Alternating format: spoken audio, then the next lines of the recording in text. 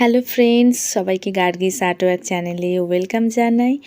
আজ আমি মল্ডিড clay use করে একটা বাটারফ্লাই জুয়েলারি বানাতে চলেছি। তো এটা অ্যাকচুয়ালি অর্ডার ছিল একটা দিদির, তো ভাবলাম একটা ভিডিও বানিয়েই নিই, তোমাদের সাথে তাহলে শেয়ার করতে পারবো। তো এখানে দেখছো যে মল্ডিড ক্লেটা আমি নিয়েছি, দুই ধরনের ক্লে ছিল, তো সেটাকে আমি ভালো করে মিক্সড করেছি আগে। তো একটু মাঝে মধ্যে পাউডার ইউজ করেছি, কারণ হালকা হাতে পাউডারটা না নিলে হাতের মধ্যে ভীষণভাবে জড়াচ্ছিলো, আর তাড়াতাড়ি এটা তাছাড়া ড্রাইও হতে সাহায্য করে, একটু তাই পাউডার ইউজ করতেই হয়। তো তারপরে বাটারফ্লাইয়ের শেপটা আমি এইভাবে দিয়ে নিচ্ছি। তো আমি এখানে এই যে 4টে ভাগে ভাগ করে নিয়ে এইভাবে আঙুলের সাহায্যে আমি শেপ দিয়ে নিয়েছি। তো তারপর এই পেপার কাটারের যে ব্লেডটা ছিল সেটা দিয়ে আমি শেপ দিচ্ছিলাম, কারণ আঙুলের সাহায্যে একটু অসুবিধা হচ্ছিল, যেহেতু এগুলো খুবই নরম থাকে করার টাইমটা। তো তখন শেপ দিতে গিয়ে একদম খুব সূক্ষ্মভাবে করতে হচ্ছিল, তো যার জন্য আঙুলটা এতটাই মোটা ওটার থেকে যে ওটা দিয়ে উঠতে পারছিলাম না। তারপর পেপার কাটারের এই ব্লেডটা দিয়ে মোটামুটিভাবে করার চেষ্টা করেছি। কতটা কি ভালো করতে পেরেছি জানি না, মোটামুটি তবে যে দিদির এটা অর্ডার ছিল তার তবে পছন্দ হয়েছে ফাইনালি। এটা তো অনেক দিন আগে আমি বানিয়েছি, তো আজকে আমি এটা এডিট করে এটা ছাড়ার সুযোগ করে উঠতে পেরেছি।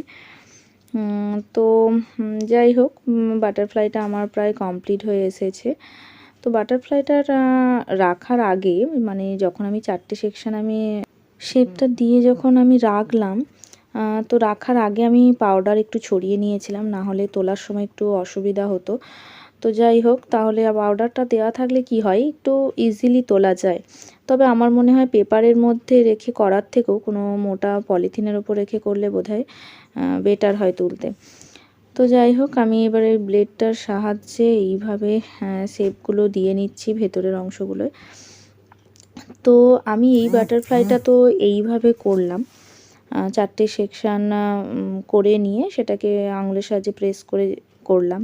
কিন্তু এরপর আমি ইয়াররিংসটা অ্যাকচুয়ালি বানাবো একটা পেপারের মধ্যে ড্র করে নিয়ে, তারপরে ক্লের শেপ বানিয়ে তার উপরে রেখে কাট করব। তো যাই হোক, সেটা তোমাদের দেখাচ্ছি। এরপর আমি এখানে এই যে ছোট দুটো হোল্ড করলাম একটা পিনের সাহায্যে। এরপরে আমি যেটা বলছিলাম, এই বাটারফ্লাইয়ের ইয়াররিংটা বানানোর জন্য আমি একটা ক্লের প্রথমে একটা রাউন্ড শেপ করে নিয়ে, আর ওই যে পেপারের মধ্যে আগে ড্র করে রাখা ছিল সেটাকে আমি এর মধ্যে বসিয়ে এইভাবে কাট করে নিচ্ছি।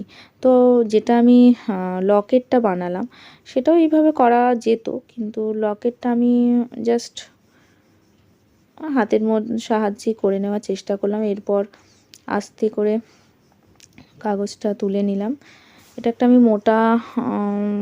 কোনো একটা মোটা কাগজের ওপরেই আমি ড্রটা করেছিলাম, যাতে তোলার সময় সুবিধা হয় আর কি।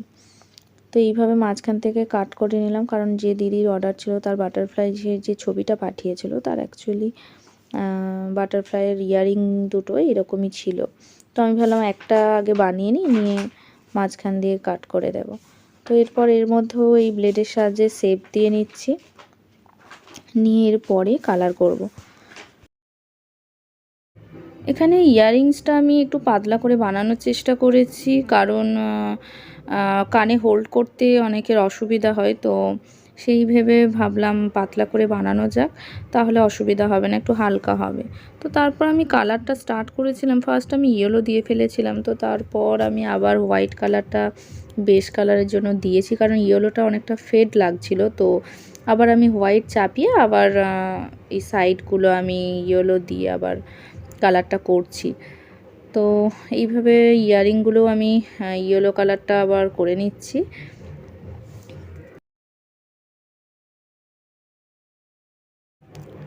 এরপর আস্তে আস্তে ভেতরের কাটিং অংশগুলোতে একটা সরু তুলির সাহায্যে আমি ফার্স্ট স্কাই, তারপর গ্রিন কালারটা করে নিচ্ছি। তো এইভাবে আমি ইয়াররিংগুলো কমপ্লিট করে নিচ্ছি। তো যেই কালারটা ধরছি সেটা আমি ইয়াররিংয়েও কমপ্লিট করছি, কারণ তুলিটা বারে বারে ধুতে লাগছে, তো যার জন্য ফার্স্ট আমি সব একটা করে কালার কমপ্লিট করে এইভাবে লাস্ট এইভাবে পিঙ্কটা কমপ্লিট করলাম। তো মাঝে মাঝে যেমন বাটারফ্লাই থাকে, তো সেইভাবে কালারগুলো করে নিচ্ছি। আর এইটা আমি ব্রাউন কালার ইউজ করছি। তো আউটলাইন হিসাবে আমি আবার হোয়াইট কালারটা দিয়ে আউটলাইন করছি। তো এই হচ্ছে ফাইনাল লুক। তো আমার এই টার্সেলটা ডলি সুতো দিয়ে আগে থেকেই করা ছিল। তো আমি সূচের সাহায্যে এইভাবে কটন বল পরিয়ে নেব। তো সুতোটা ফার্স্ট আমি এইভাবে বেঁধে নিয়েছি, তারপর কটন বলগুলো একটা একটা করে পরিয়ে নিচ্ছি। তো এরপর সুচ দিয়ে আমি এটাকে ভালো করে সিকিউর করব। তো কটন বলগুলোর মধ্যে ভালো করে একটা কম্পাসের সাহায্যে আমি এটাকে ভেতর অবধি ঢুকিয়ে দেব। তো যারা এই ডলি সুতো কীভাবে পাকাতে হয় দেখতে চাও, তো তারা কমেন্ট সেকশানে কমেন্ট করে জানাতে পারো। তো বলতে বলতে শেষের পর্যায়ে এসে গিয়েছি, এবং এখানে আমি আরও ভালোভাবে সিকিউর করার জন্য আমি ডেনড্রাইট আঠা ইউজ করব সেলাই করার পরে। তো যাই হোক, তোমরা যারা আমার চ্যানেলে নতুন তারা প্লিজ সাবস্ক্রাইব করে দিও। আর যদি ভিডিওটা ভালো লেগে থাকে তো অবশ্যই একটা লাইক আর কমেন্ট করতে ভুলো না। তো আবার একটা নতুন ভিডিও নিয়ে আসবো। দেখা হচ্ছে। Tata, bye bye.